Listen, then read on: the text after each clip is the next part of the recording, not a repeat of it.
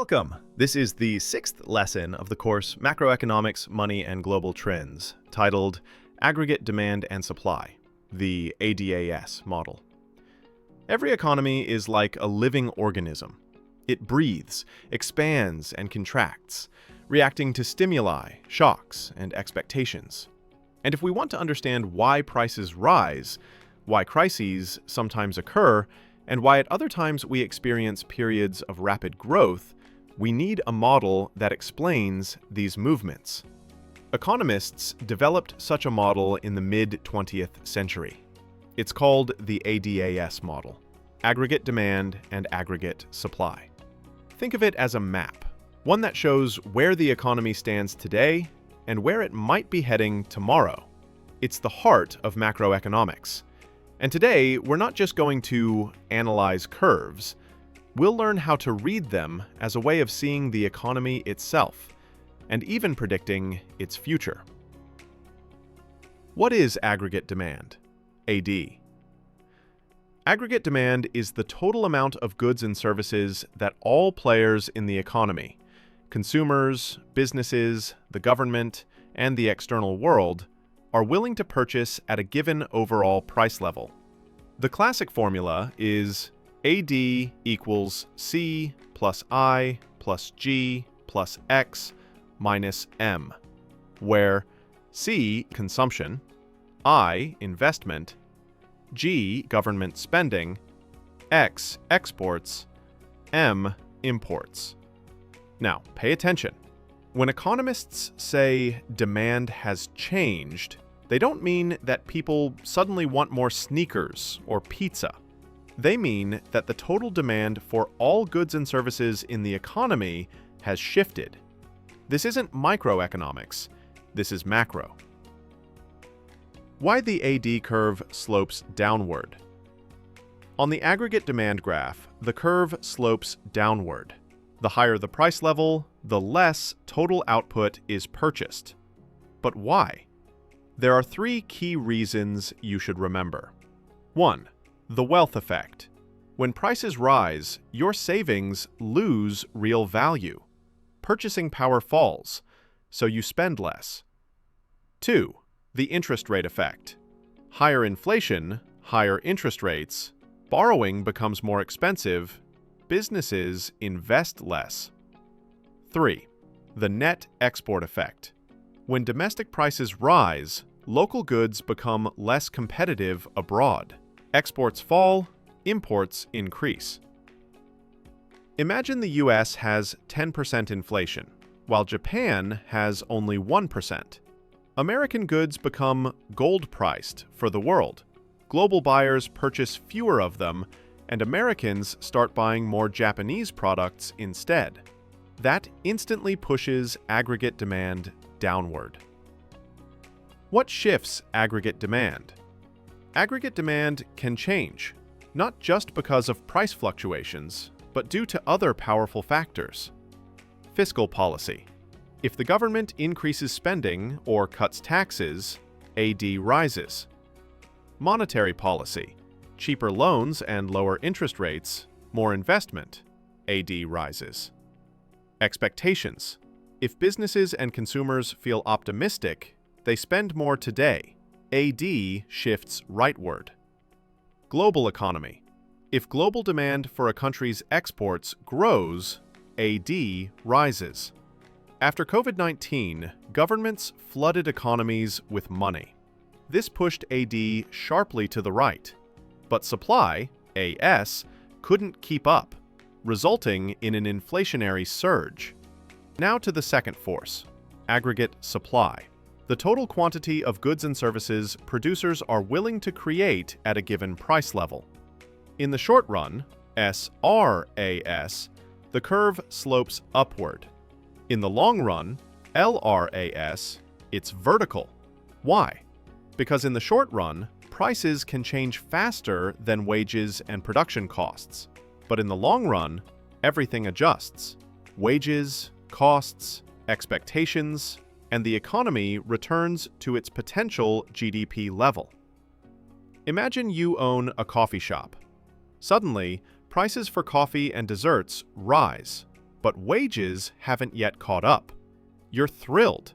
Profits go up, you expand, and the economy feels alive again. That's the short-run effect. SRAS responds to price changes.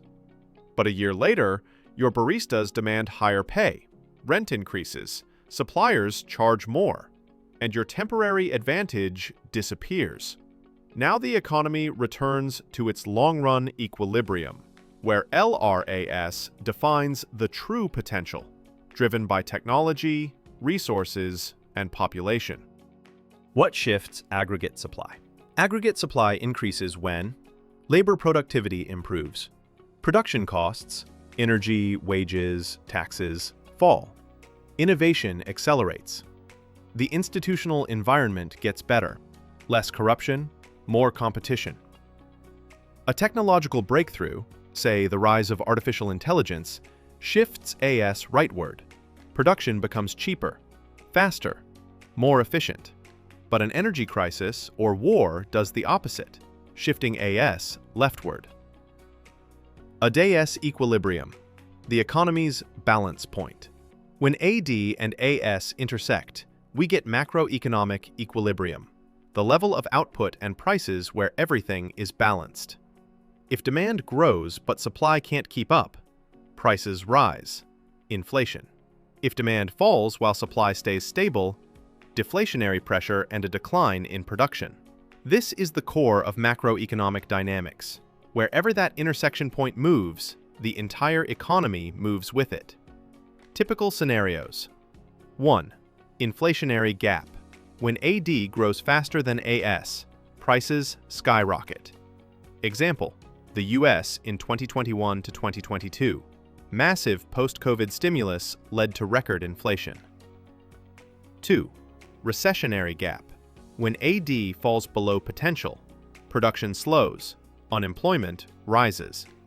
Example, the 2008 financial crisis. A credit collapse shifted AD leftward. Recession. 3rd, stagflation. When AS falls while AD stays stable or even grows, prices rise but growth stalls.